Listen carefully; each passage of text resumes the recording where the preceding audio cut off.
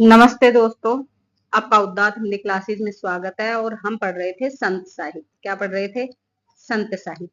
आज हम संत साहित्य में पढ़ेंगे हरिदास निरंजनी को। किसको? हरिदास निरंजनी निरंजनी को। इसको आज हम पढ़ेंगे। तो मैं आपको यही पहले एक डाउट तो क्लियर कर देती हूँ आपका, कि जो हरिदास निरंजनी है ना, ये राम स्नेही संप्रदाय में मानते हैं कुछ विद्वान इसको। और एक स्वामी हरिदास जो है ना, कौन सा? स्वामी हरिदास। यही आपका डाउट क्लियर कर देते हैं। स्वामी हरिदास जो है वह दूसरे हैं। जो स्वामी हरिदास जो है वो दूसरे हैं। वो ये किस में आते हैं? कृष्ण भक्त है ये। क्या है? कृष्ण भक्त है। और ये क्या है? ये संत है। संत तो निर्गुण है। और ये तो स्वामी हरिदास तो क्या है? सगुण है। तो एक तो ये बात आप लोग याद रखना, ठीक है। और दूसरा ये कि कुछ इनको क्या मानते हैं, कुछ कुछ विद्वान इनको इनको कुछ कुछ विद्वान मानते हैं कि ये क्या है? राम स्नेही संप्रदाय में है। राम स्नेही संप्रदाय में है। कुछ कुछ विद्वान मानते हैं, लेकिन ये है नहीं। ये क्या है? संत है। ठीक है। अब हम यहां से शुरुआत करते हैं इनके जन्म से। जन्म से शुरुआत करते हैं। इसको मैं रफ कर देती हूँ, क्योंकि ये तो सिर्फ डाउट था आप लोगों का कि कभी आप कंफ्यूज हो। तो ये अलग है, स्वामी हरिदास जो कृष्ण भक्त है। अब हम इनके ऊपर चर्चा करेंगे, हरिदास निरंजनी के ऊपर। हरिदास निरंजनी के ऊपर तो देखते हैं कि इनका जन्म की यदि बात करते हैं तो जन्म इनका कहां हुआ था? नागौर के अंदर, जो राजस्थान है उसमें नागौर के डीडवाना। नागौर के डीडवाना में हुआ था। और कब हुआ था? 1455 ईस्वी में इनका जन्म हुआ था। राजस्थान के जो नागौर जो डिस्ट्रिक्ट है उसके डीडवाना में। अभी तो डीडवाना भी अलग शायद जिला बना दिया है, लेकिन आप लोगों को ये याद रखना है। दूसरा मैं आपको बता दूं कि जो ये हरिदास निरंजनी है, इनके बारे में कहा जाता है कि ये पहले तो दादू के जो प्रागदास एक शिष्य थे, प्रागदास के शिष्य रहे हैं। दादू पंथी में ये प्रागदास थे, इनके शिष्य रहे हैं। फिर उसके बाद ये फिर रहे दादू के शिष्य। दादू के शिष्य दादू के शिष्य और फिर बाद में ये कबीर पंथ में आ गए थे। कबीर पंथ में आ गए थे। और फिर इन्होंने क्या की थी? गोरख पंथ में दीक्षा ग्रहण की थी। गोरख पंथ में दीक्षा मतलब दीक्षित हो गए थे। और इसमें दीक्षित होने के बाद ही इन्होंने अपना एक पंथ है, इनका कौन सा पंथ है? निरंजनी पंथ या निराला पंथ बोल देते हैं। निरंजनी संप्रदाय इन्होंने चलाया था। गोरख पंथ में दीक्षित होने के बाद इन्होंने क्या चलाया था? निरंजनी संप्रदाय इन्होंने अपना चलाया था। अब हम आपसे पूछे कि जो इनका जो निरंजनी संप्रदाय है, इसका मूल स्रोत क्या है? तो मैंने यहाँ पे बताया आपको कि गोरख पंथ में दीक्षित होने के बाद इन्होंने ये पंथ चलाया था। और गोरख में नारा भी है कि अलख निरंजन। अलख निरंजन नारा है ना, अलख निरंजन। तो आपको यहीं से आइडिया आ जाना चाहिए कि निरंजनी संप्रदाय है ना, इसका मूल स्रोत क्या है? ये है नाथ पंथ। क्या है? नाथ पंथ। ठीक है।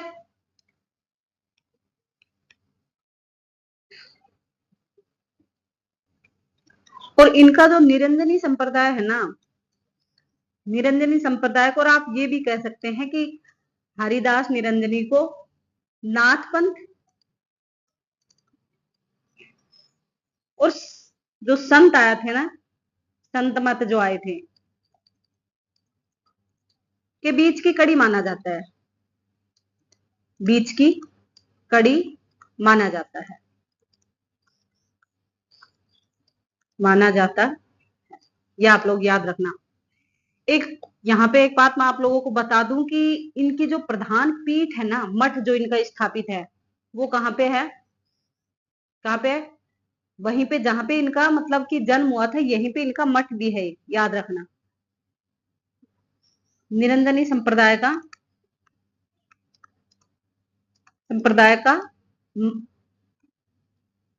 मठ है यहाँ पे,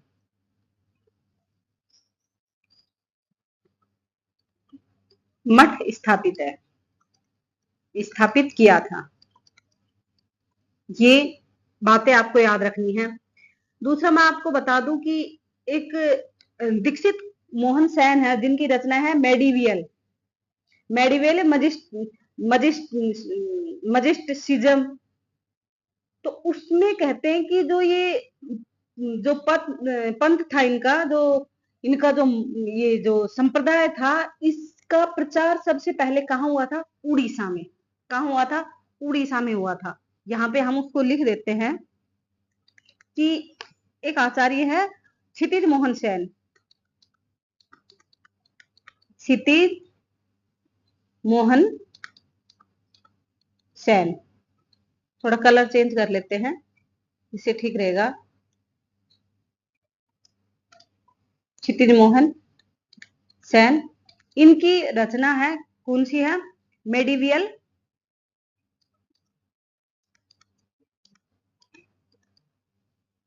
मिस्टिसिज्म, मिस्टिसिज्म इनकी रचना है। इसमें कहा गया है, इस रचना में, कि जो ये निरंजनी जो संप्रदाय है ना, निरंजनी संप्रदाय, इसका सर्वप्रथम प्रचार प्रसार कहाँ हुआ था? उड़ीसा में हुआ था। कहाँ हुआ था? उड़ीसा में। ये साक्ष्य किसमें बताए गए हैं? क्षितिज मोहन की जो ये रचना है, इसमें बताए गए हैं कि जो ये निरंजनी संप्रदाय है, इसका सर्वाधिक और सर्वप्रथम प्रचार प्रसार कहाँ हुआ था? उड़ीसा में। आपसे बिल्कुल पूछ सकते हैं, ये आप बिल्कुल ना सोचे कि ये नहीं पूछेंगे, किसी एक का मत है, ये बिल्कुल पूछ सकते हैं। मोस्ट इंपोर्टेंट है, आप ये समझ लीजिए, मोस्ट इंपोर्टेंट है। एक ये वाला सवाल काफी मोस्ट इंपोर्टेंट है, ये भी पूछ सकते हैं। और ये इनका संप्रदाय जो था, ये भी पूछ सकते हैं। हाँ, लेकिन राजस्थान का जब एग्जाम होता है, आरपीएस से लेती है, तो राजस्थान कल्चर में भी वैसे भी इसके बारे में पूछ सकते हैं कि इनका जन्म कहाँ हुआ था, कहाँ पे इनका जन्म हुआ था, और इसका मठ कहाँ पे स्थापित है, ये भी पूछ सकते हैं। ये मोटी मोटी बातें थी जो इनके बारे में थी। अब हम इनकी रचनाओं की बात कर लेते हैं। इनकी रचनाएं, इनकी रचनाओं की बात कर लेते हैं, इनकी कौन कौन सी रचनाएं हैं।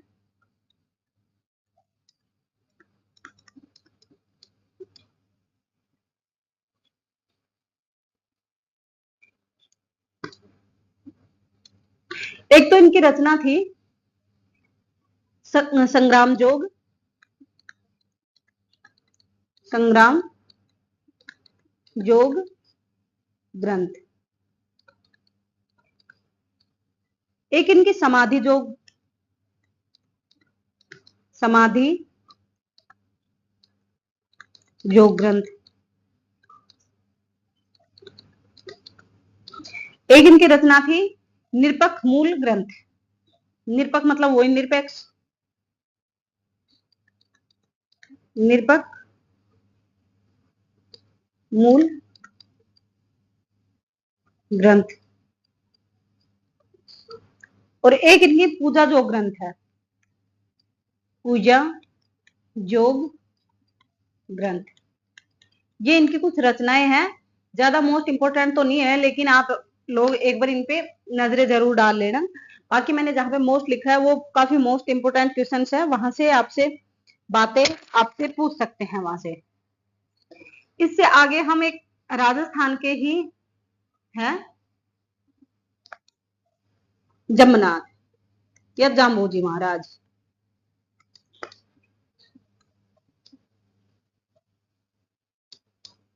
जाम्बोजी, इसी को कहते हैं जम्बनाथ।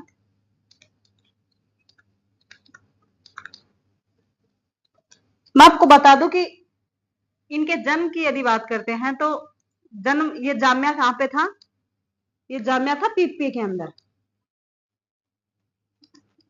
बोलते हैं ना कहाँ जामिया है, तो मतलब जामिया मीन्स, मैं थोड़ा ट्रिक से याद करवा रही हूँ क्योंकि जहां जहां पे ट्रिक है ना तो मैं सोचती हूँ कि आपको वहां बता दूं और आपको याद हो जाए। यहाँ पे जामिया मतलब जन्म हुआ इनका पीपे। शादी ब्याह में जब घी भी लेके आते हैं मतलब कि हलवाइयों के लिए सामान, तो पीपे, पीपा मतलब पीपी है उसका बड़ा रूप पीपा होता है, पता सबको है। लेकिन कोई बात नहीं, जिनको नहीं पता होगा तो पता हो जाएगा, और पता है वो एंजॉय कीजिए। तो पीपा है ना, पीपा सर, पीपा सर ये कहाँ पड़ता है? ये भी नागौर में है। अब देखो आपको याद करने के लिए मैं मात्राएं ऐसे ही लगाती हूँ, आप लोग याद रखना ये डबल मात्राएं हैं। पीपा, जाम्बा कहाँ पे? पीपे में जाम्बा, ठीक है। पीपा, और कब? 1451 ईस्वी में इनका जन्म हुआ था। अब जाम तो पीपे में गया यहाँ पे नागौर में, लेकिन जब भाई पीपा खाली हो गया और उसका समय जा चुका, तो अब उसको समाधि भी तो देनी है, तो इसकी समाधि कहाँ होगी? जहाँ रेगिस्तान होगा। समाधि स्थल की बात करते हैं तो समाधि की कहाँ होगी? भाई बीकानेर जो पाकिस्तानी क्षेत्र है उधर लेके चले गए इनको। तालबा, तालबा जगह है कहाँ पे? बीकानेर में। कहाँ पे? बीकानेर। यहाँ पे क्या है? इनका समाधि स्थल है, ठीक है। जामोदी महाराज है जो पीपा से नागौर में इनका जन्म हुआ था, और इनकी समाधि तालवा बीकानेर में है। नेक्स्ट, इनके बारे में कहा जाता है कि जो जाम्बूजी महाराज है ना, जाम्बूजी महाराज, इनके बारे में कहा जाता है कि ये मतलब जब 34 साल के हो गए ना तब तक इन्होंने कुछ भी नहीं बोलना सीखा था, मतलब बोलते ही नहीं थे। 34 साल तक, 34 वर्ष तक कुछ नहीं बोले थे।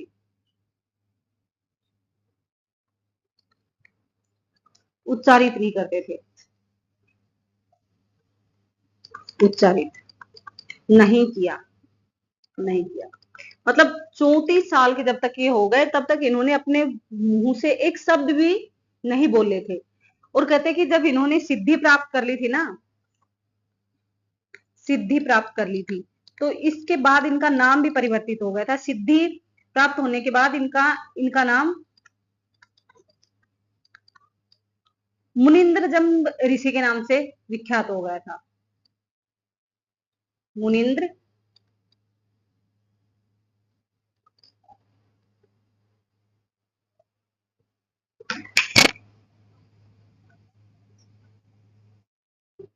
जम्ब ऋषि के नाम से,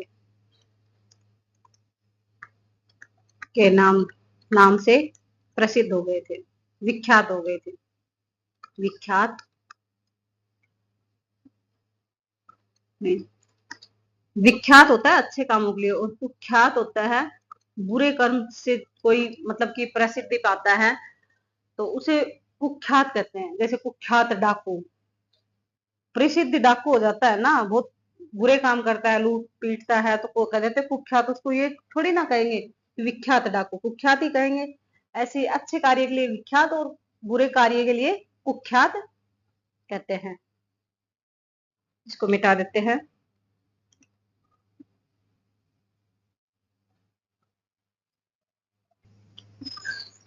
एक इन्होंने विष्णोई संप्रदाय चलाया था। कौन सा? विष्णोई संप्रदाय, विष्णोई संप्रदाय। कहते हैं 20 और 9 इसमें नियम थे। 20 और 9, 20 प्लस 9 नियम थे, इसलिए इसको विष्णोई कहा गया है। और कहते हैं कि जो ये थे जाम्बोजी, इनके 4 शिष्य बताए जाते हैं। उनके नाम यहाँ हम लिख लेते हैं, कई बार पूछ लेते हैं। 4 शिष्य थे। एक तो हाउली पाऊजी, हाउली पाऊजी एक ही है ये नाम, एक ही मतलब शिष्य का नाम है। और दूसरा इनका था मालदेव, मालदेव। एक था लोहा पागल,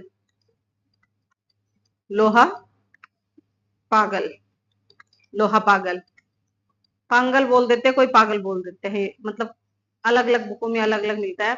एक दत्तनाथ, कौन थे? दत्तनाथ। ये इनके 4 शिष्य, नाथ, नाथ होगा, ये क्या लिख दिया, नाथ। ये इनके 4 शिष्य बताए जाते हैं।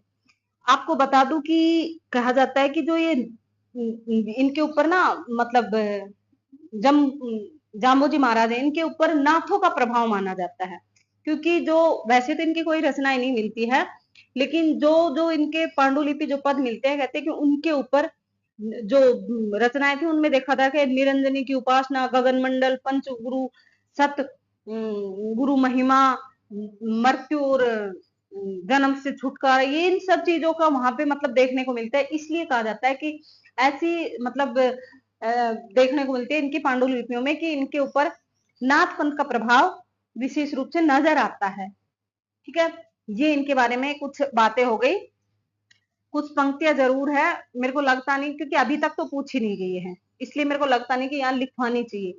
लेकिन फिर भी अगर आपको लगता है तो मैं एक बार आपको बता देती हूँ। तो गगन हमारा बाजा बाजे, मतर फल हाथी। चलो लिख लेते हैं, फिर सोचेंगे कि लिखवाया नहीं।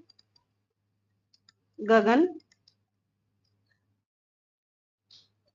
हमारा बाजा बाजे, बाजा बाजे,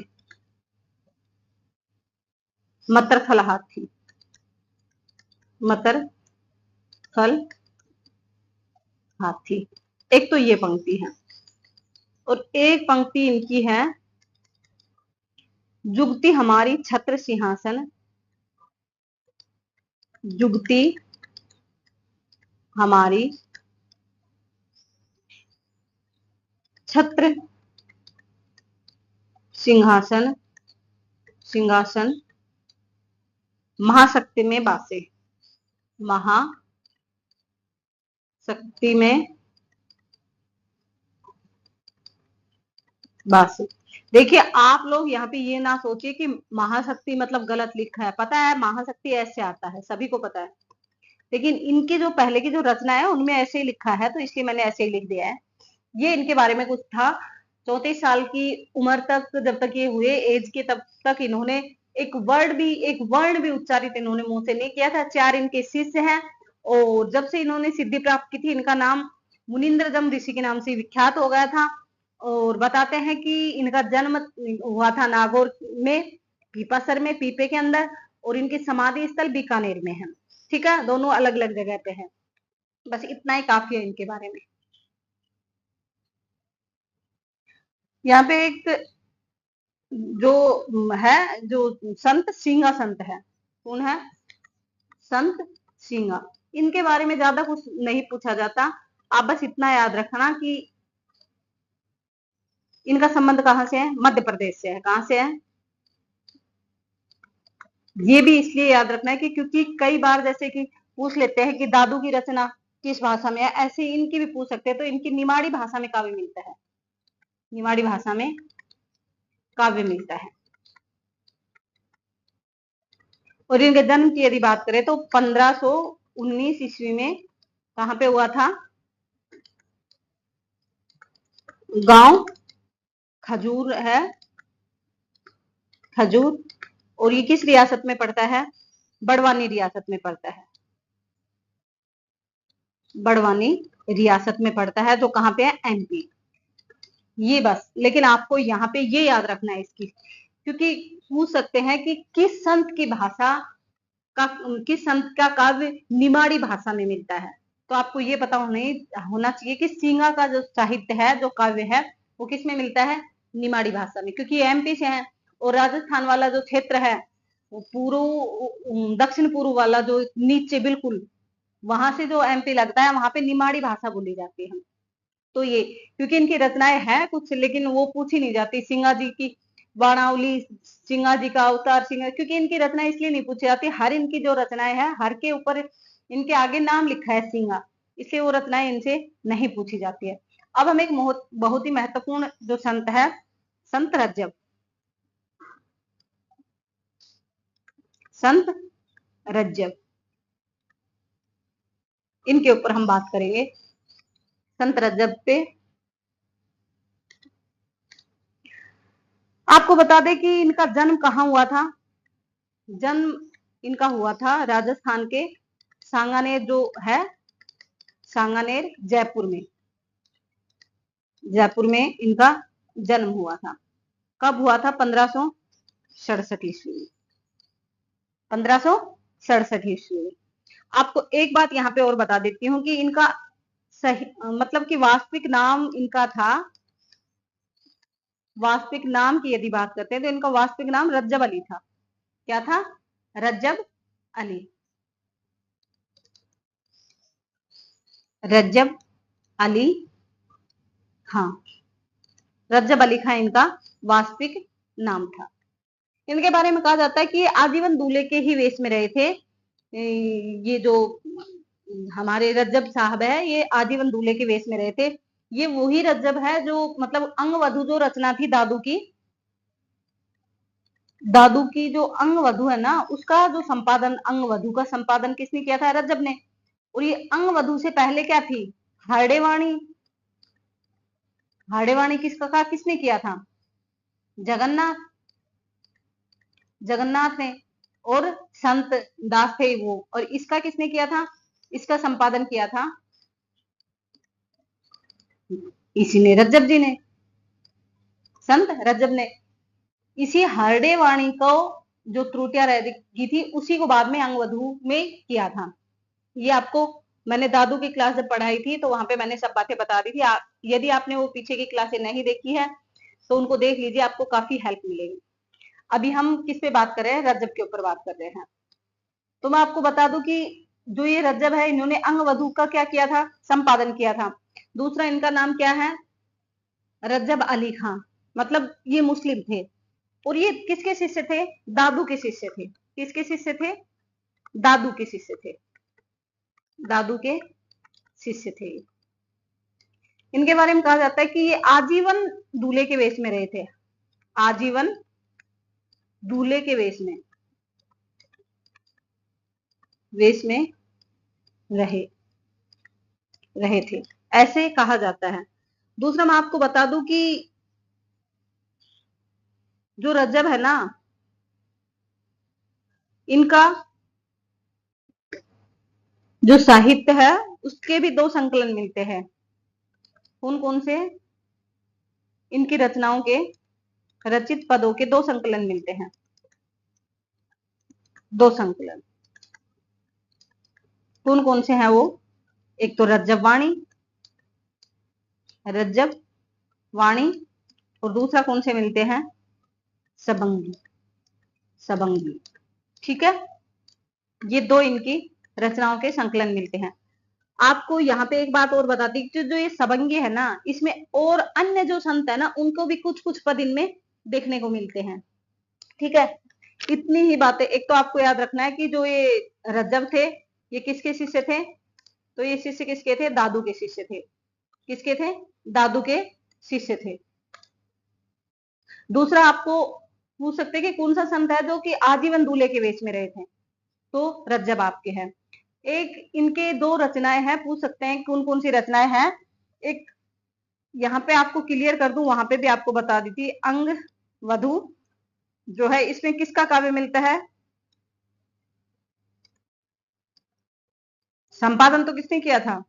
रज्जब ने ही किया था। लेकिन इसमें काव्य विवेचन किसका है? तो वो किसका है? वो तो है दादू का। लेकिन संपादन किसने किया था?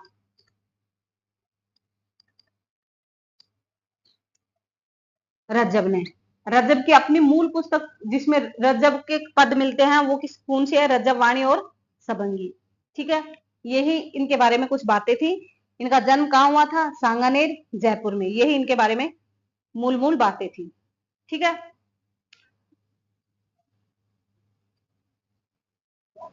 एक हम यहाँ पे बात कर लेते हैं संत धर्मदास। ये वही धर्मदास है जिन्होंने बीजक का क्या किया था? बीजक का संपादन या संकलन, बीजक का संपादन इन्होंने किया था। और ये कबीर के शिष्य थे, कबीर के शिष्य, कबीर के शिष्य थे। कौन है ये वही धर्मदास है जिन्होंने बीजक का क्या किया था, संपादन किया था, और कबीर के शिष्य। ठीक है, एक बात यहाँ पे और बता दूं मैं आपको, बैक में रज्जब जी के बारे में अभी मेरे को याद आ गया कि रज्जब जी की कुछ पंक्तियां हैं, मैं यहाँ लिख देती हूँ। रज्जब रज्जब जी की, एक तो इनके बारे में एक है, यह सृष्टि वेद है संसार पुराण, ये पंक्ति काफी प्रसिद्ध है। यह सृष्टि वेद है संसार पुराण है। ये किसकी पंक्ति है, रज्जब जी की पंक्तियां हैं। मेरे को अभी एकदम से याद आया, तो एक तो ये है, और दूसरी इनकी पंक्ति एक है, वेद सुवाणी, वेद सुवाणी कूप जल, कूप जल दुख सु प्राप्ति होए, दुख सु प्राप्ति होए,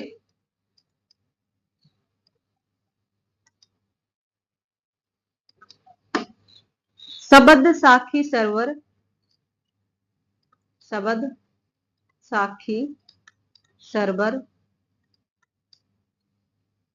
सलील सुख पीवे सब कोय,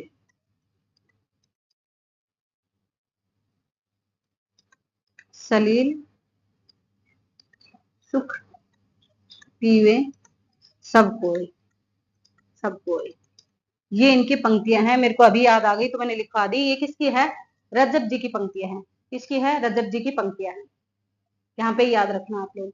अब हम चलते हैं संतदास पे। संतदास पे मैंने बताया कि ये वही संतदास है जो बीजक का जिन्होंने संपादन किया था, कबीर के शिष्य थे। एक बात यहाँ पे आप बता दो कि इनकी जो ये है धर्मदास, जो कबीर के देहावसन के बाद कबीर की गद्दी के हकदार, कबीर की गद्दी के हकदार इन्हीं को मिली थी कबीर गद्दी। कबीर की गद्दी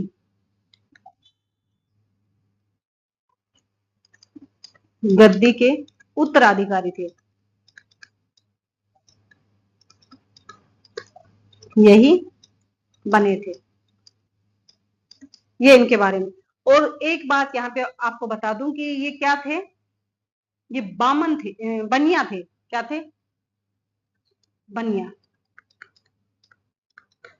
बनिया थे। क्योंकि कई बार ऐसा भी पूछ लेते कौन से संत दर्जी थे, बनिया थे, तो इसलिए मैंने आपको यहाँ बता दिया। क्योंकि ज्यादा इनके बारे में पूछा नहीं जाता, तो मोस्ट मोस्ट थे जो मैंने आपको शुरू में बता दिए। अब तो बस एक एक दो दो लाइनें ही संतों के ऊपर है, तो उनके ऊपर हम एक एक करके बात कर लेंगे।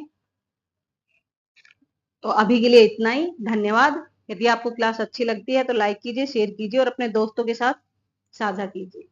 धन्यवाद।